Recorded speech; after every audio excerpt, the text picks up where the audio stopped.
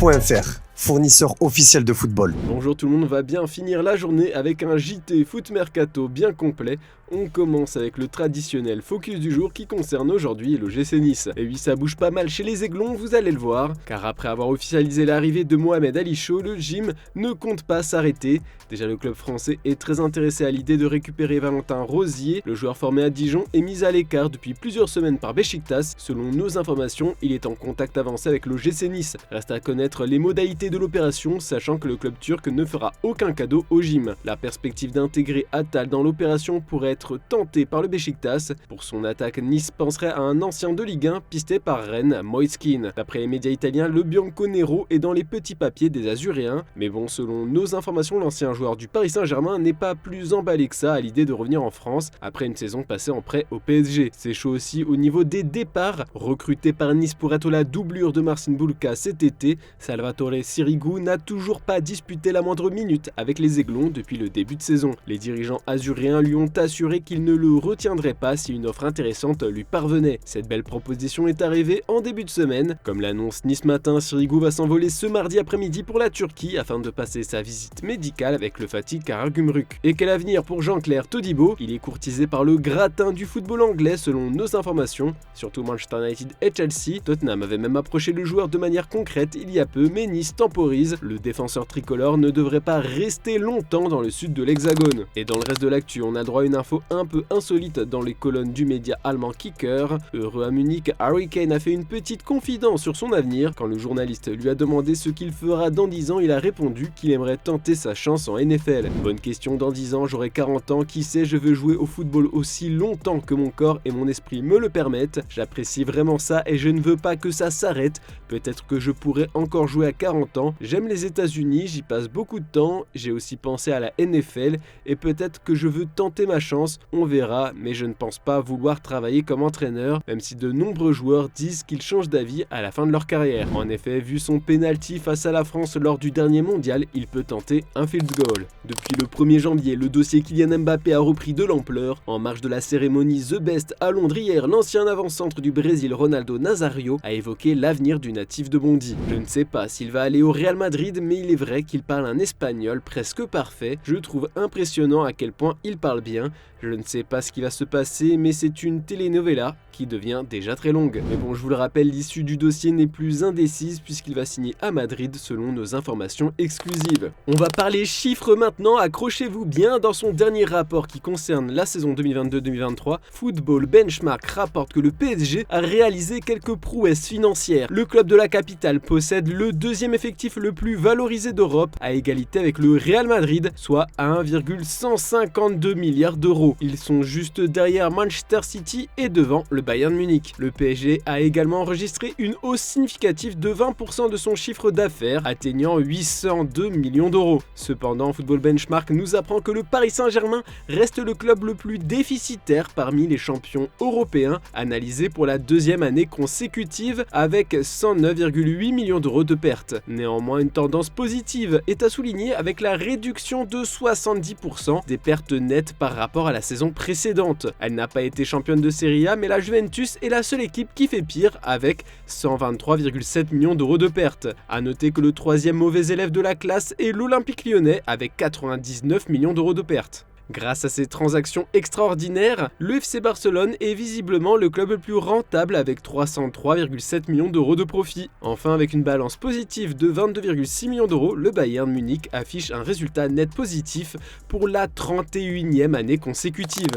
Et Gonçalo Ramos aurait eu un très gros problème de santé. D'après le quotidien portugais Record, si Gonçalo Ramos a été porté disparu ces dernières semaines, c'est parce qu'il a eu un gros problème de santé qui a affecté ses performances. Ramos a souffert d'une forte infection virale qui l'a même fait perdre 6 kilos, un virus qui a gêné le joueur à l'entraînement et qui aurait donc obligé son entraîneur à le laisser de côté durant une bonne partie du mois de décembre. Son cas se serait d'ailleurs dégradé pendant son retour au pays pour les fêtes de Noël. Gonçalo Ramos aurait été hospitalisé, le staff médical du PSG aurait demandé à son homologue de Benfica de l'aider dans le suivi de la logistique, une demande que les Aguillas auraient acceptée sans sourciller. Aujourd'hui, Ramos aurait retrouvé son poids normal et cette histoire ne serait que du passé. Un petit mot sur la Coupe d'Afrique des Nations, juste après le match nul entre le Cameroun et la Guinée, Rigobert Song a évidemment été interrogé sur André Onana en conférence de presse qui n'était pas sur la feuille de match et le sélectionneur a justifié cette absence, lui qui compte tout de même sur son portier pour la suite. Non, André,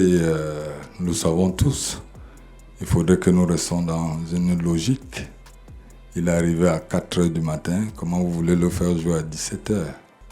Et il fait partie du groupe. Il a intégré le groupe à 4h du matin. Donc, il fait partie de l'effectif. Donc, il y a la suite de la compétition. Je reste avec tout mon effectif.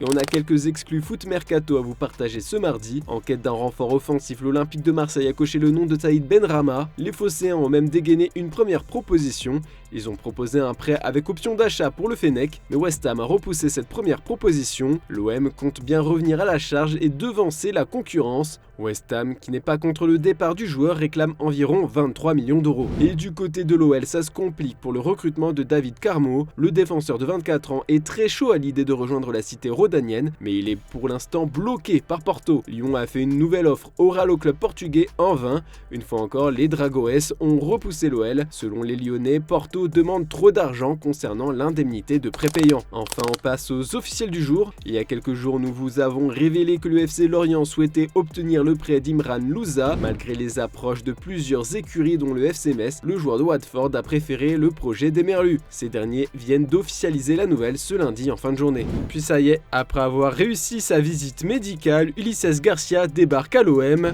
Le club phocéen a annoncé l'arrivée du latéral gauche suisse en provenance des Young Boys de Berne sur son site officiel il y a quelques minutes. Il portera le numéro 6. Puis après des jours de négociations, Hannibal Mejbri rejoint l'Andalousie. Le Séville FC a officialisé la venue en prêt avec option d'achat du milieu de terrain de Manchester United. Le FC Porto a annoncé la prolongation de Galeno jusqu'en 2028. L'ailier gauche brésilien de 26 ans est en forme cette saison avec les Dragoes avec 5 buts et 5 passes décisives en 20 apparitions. Enfin, on vous l'a annoncé ce matin dans notre revue de presse, l'AS Roma a confirmé le départ de José Mourinho et de son staff avec effet immédiat. Assis sur un siège éjectable depuis un bon moment maintenant, le technicien portugais a payé sa mauvaise série de résultats et la triste 9e place en championnat. Comme nous vous l'avions informé, plusieurs candidats étaient ciblés pour prendre la suite du Special One. Parmi eux, Daniele De Rossi était l'un des favoris. L'ancien milieu italien et légende de Giallo Rossi était actuellement sans banc après un bref passage à la Spal cette saison. Il reprend du service puisque la Roma a officialisé son arrivée pour un bail très court puisqu'il prendra fin le 30 juin 2024. Pour Mourinho, il est probable que des clubs de Saudi Pro League l'approchent. Il reste peu de bancs prestigieux libres en Europe. Tout ça m'amène à vous poser la question du jour: quel club doit récupérer José Mourinho? On a hâte de lire vos avis en commentaire. Et hier, on vous a demandé dans quel secteur de jeu l'OM devait recruter en priorité. Vu vos réponses, on peut dire que Marseille doit se renforcer partout.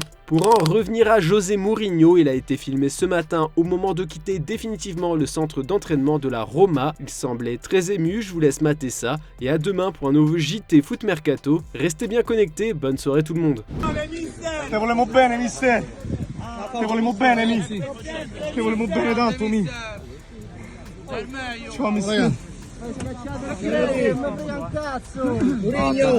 Ragazzi, cortesemente, ragazzi. Mister è deluso, mister.